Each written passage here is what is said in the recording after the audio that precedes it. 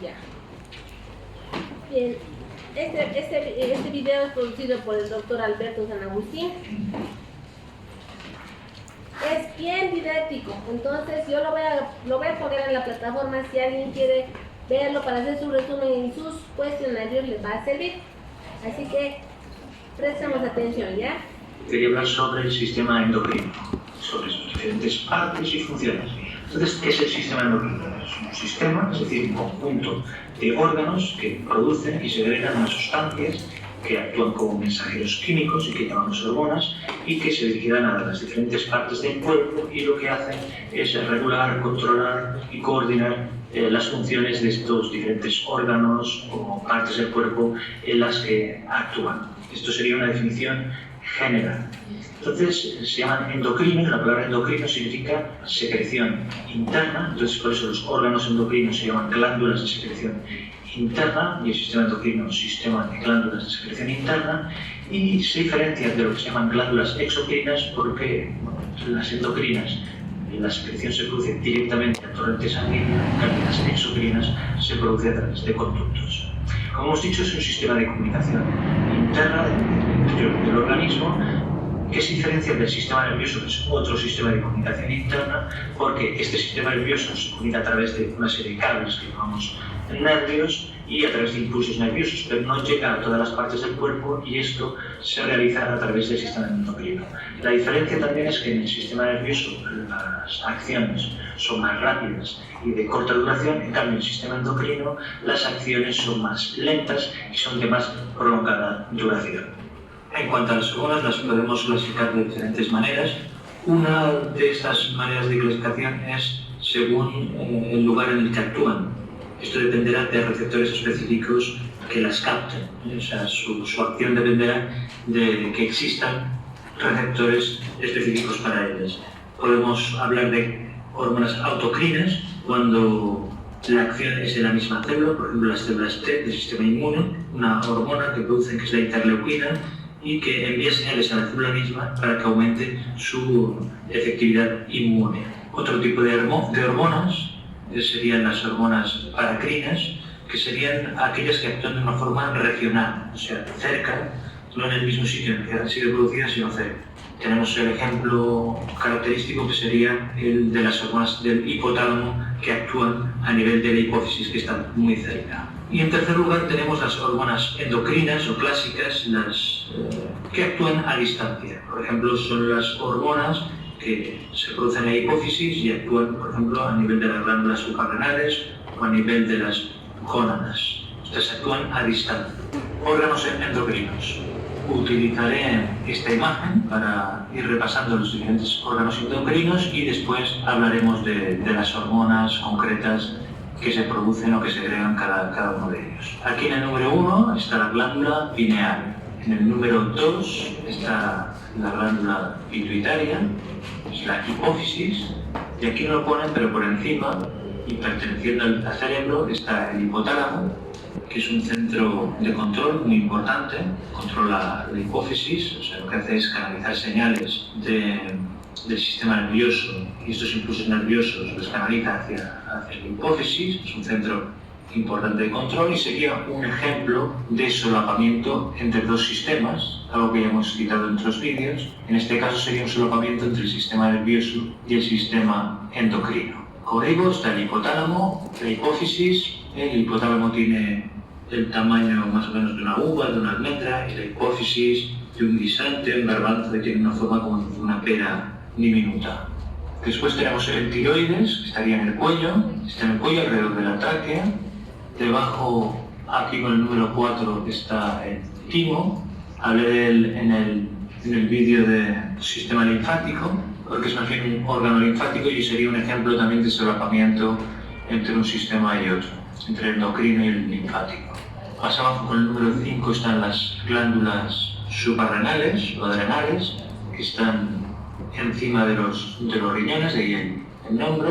Con el número 6 está el páncreas, que es interesante porque es una glándula endocrina que no está regulada por la hipófisis, sino por la glucosa, el nivel de glucosa en sangre. Y es interesante también porque es glándula endocrina, pero también exocrina, porque también segrega jugos, el jugo pancreático hacia el duodeno y el aparato digestivo. Otro ejemplo es solapamiento. Y al final, con el número 7 y 8 están las gónadas, en mujeres sería el ovario y en hombres los testículos. Entonces, ¿qué hormonas secretan las glándulas endocrinas? Podemos empezar por el hipotálamo, que ya he dicho que recibe señales nerviosas, impulsos nerviosos del cerebro, el sistema nervioso periférico, y los va canalizando hacia la hipófisis, que sería el hipotálamo la que está representada en rojo, y la hipófisis o glándula pituitaria la que está representada en verde, y que esta hipófisis controla toda una serie de glándulas endocrinas y nuestras respuestas hormonales al medio externo. El hipotálamo interacciona con la hipófisis anterior y con la hipófisis posterior, la adenohipófisis y la neurohipófisis, como marca en la ilustración, y comunica con la parte anterior, con la adenohipófisis, a través de lo que llaman sistema portal hipotálamo-hipofisiario, que es un sistema capilar que comunica las dos estructuras. O sea, las hormonas que secreta el hipotálamo serían unas hormonas de tipo paracrino porque actúan a nivel regional, como habíamos explicado antes. Entonces, ¿cuáles son las hormonas que secreta el hipotálamo? O sea, son, por ejemplo, la TRH, la hormona liberadora de tirotropina, que lo que hace es estimular la secreción de TSH y prolactina en la adenohipófisis. Después podemos encontrar la CRH, que es la hormona liberadora de corticotropina, que lo que hace es inducir la liberación de ACTH en la adenohipófisis. Tenemos la GHRH, que es la hormona liberadora de la hormona de crecimiento, que lo que hace es actuar en la adenohipófisis estimulando la liberación de la hormona del crecimiento. Tenemos la GNRH, que es la hormona liberadora de gonadotropinas, que esta induce la liberación de LH y FSH en la adenohipófisis. Y después tenemos dos hormonas inhibidoras. Una es la somatostatina, o GH-IH, que es la hormona inhibidora de la hormona de crecimiento, que como su nombre indica inhibe la liberación de la GH a nivel de la adenohipófisis. Y la PIF, o factor inhibidor de la prolactina, que lo que hace es inhibir la prolactina. O sea, es una hormona que se libera constantemente y está implicada en la producción de leche materna. Entonces, esta hormona, cuando deja de secretarse, lo que hace es que aumenta como consecuencia la prolactina y hace que aumente la secreción de leche mamaria. A nivel de la hipófisis anterior o adenohipófisis tenemos las hormonas que hemos citado anteriormente, la GH o hormona del crecimiento, que lo que hace es estimular el crecimiento de células y tejidos en general y la síntesis de proteínas. Tenemos la TSH u hormona estimulante de tiroides, que lo que hace es estimular la síntesis y secreción de la tiroxina y la triiodotirolina, es decir, la T4 y la T3. Tenemos la corticotropina o ACTH, que lo que hace es estimular la síntesis y secreción de hormonas córtico-suprarrenales, o sea, el córtex suprarrenal, el cortisol, aldosterona y andrógenos. Tenemos la prolactina, que ya hemos dicho antes que lo que favorece o lo que estimula es la secreción de leche mamaria y desarrolla las mamas en las mujeres. Después tenemos las hormonas FSH y LH. La FSH es la hormona folículo estimulante y la LH la hormona luteinizante. La FSH estimula el crecimiento de folículos en ovario en mujeres y maduración de espermatozoides en los testículos en hombres, y la LH lo que hace es estimular la síntesis de testosterona en el testículo en hombres y la ovulación y la formación del cuerpo lúteo y la síntesis de estrógenos y progesterona en los ovarios en mujeres. Después tenemos la hipófisis. Hasta aquí, por ejemplo, hemos visto la tiroides, las glándulas suprarrenales y otras que adecúan su funcionamiento o ayudan o coadyuvan en el funcionamiento de estas glándulas, ¿no es cierto? Como el timo, ¿no es cierto? Aquí hemos visto las glándulas que van a secretar. Ustedes han debido escuchar o han debido leer de pronto el concepto de que el hipotálamo es como el director de la orquesta, ¿no? Porque tiene funciones bien específicas y es el que va a gobernar, por ejemplo, las funciones de la glándula pituitaria. Ya estamos viendo, por ejemplo, que el hipotálamo va a liberar ciertas hormonas que son unas liberadoras y otras inhibidoras, ¿ya? y están relacionadas directamente con las hormonas que se van a liberar en la adenohipófisis, ¿ya? Entonces tenemos, por ejemplo, la TRH, hay diferencia, ¿no? La TRH o la hormona liberadora de tirotropina y la TSH, que es la que se va a encargar en la tiroides de liberar las hormonas tiroideas o formarlas. Entonces, como que el hipotálamo le da la orden a la glándula pituitaria y la pituitaria le da la orden o ejecuta la orden en el órgano adecuado, ¿no es cierto? Ya sean gónadas, ya sean glándulas suprarrenales, ya sea páncreas, etc. ¿Ya? Y por otro lado tenemos las inhibidoras, ¿no es cierto?, que van a producir el eje hipotálamo hipofisiario, que es como un mecanismo de retroalimentación. Cuando se está produciendo cierta hormona en mucha cantidad, el hipotálamo se entera, por así decirlo, y va a inhibir que se siga formando esa hormona, ¿ya? Entonces es para que haya que se llama una homeostasis, un equilibrio. Cuando hay un desequilibrio es cuando empiezan los problemas, ¿no es cierto? Puede ser, qué sé yo, hipotiroidismo, hipertiroidismo, hipocalcemia, cualquiera de los problemas, qué sé yo, varios poliquísticos, cualquiera de los problemas debidos a hormonas, cuando hay desequilibrio entre la producción de esa hormona y la eliminación de esa hormona, o cuando la eliminación es más lenta que la producción, por ejemplo, hay desequilibrio, ¿ya? Bien, seguimos. Hipófisis posterior. Este hipófisis posterior también comunica con el hipotálamo a través de una estimulación nerviosa y propicia la liberación de dos hormonas que en realidad están producidas por el hipotálamo y se almacenan en la hipófisis posterior o neurohipófisis. Son la vasopresina, la hoy llamada ADH, hormona antidiurética, que como su nombre indica lo que hace es retener agua y lo hace actuando en los túbulos colectores del riñón. Y tenemos la oxitocina, que estimula la contracción del útero en mujeres durante el parto y también la inyección de leche mamaria. Tenemos también aquí la glándula pineal, que secreta la melatonina. Si vamos bajando hacia abajo, nos encontramos el tiroides, que está, como dijimos, en el cuello, alrededor de la tráquea, y que secreta las hormonas T3 y T4. La T4 es la tiroxina y la T3 es la triiodotironina. Lo que hacen es regular el metabolismo del organismo. Concretamente lo que hacen es incrementar la velocidad de las reacciones químicas y así aumenta el índice metabólico del cuerpo.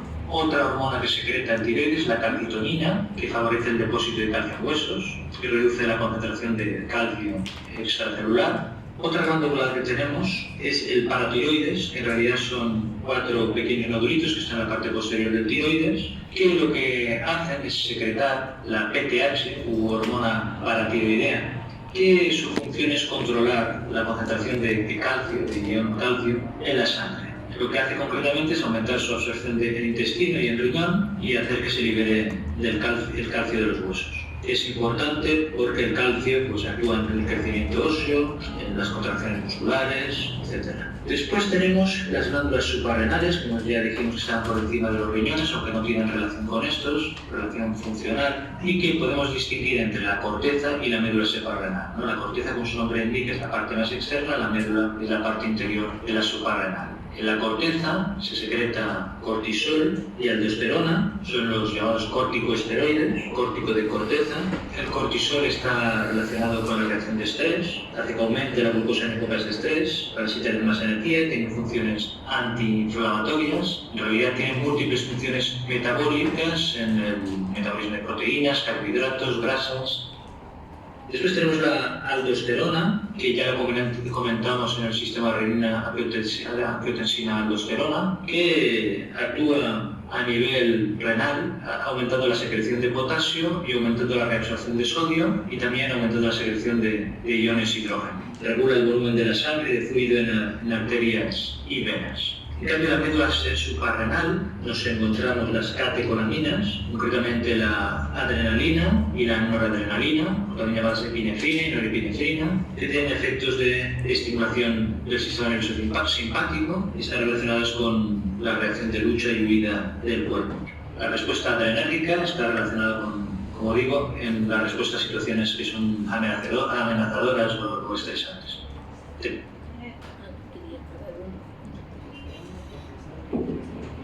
Entonces las glándulas suprarrenales, que las vamos a llevar ahora y eventualmente las vamos a recordar cuando estemos, aunque han visto que funcionalmente no tiene mucha relación con los riñones, pero las vamos a llevar cuando estemos llevando un sistema, vamos a llevar aparatos urinarios. Entonces las glándulas suprarrenales, lo que nos interesa es que tienen la liberación de hormonas, ya sea desde la corteza o desde la médula de la glándula, ¿no es cierto? Desde la corteza tenemos los corticoides, los corticosteroides, ¿ya? Entonces, estos corticosteroides tenemos el cortisol, la aldosterona, los andrógenos.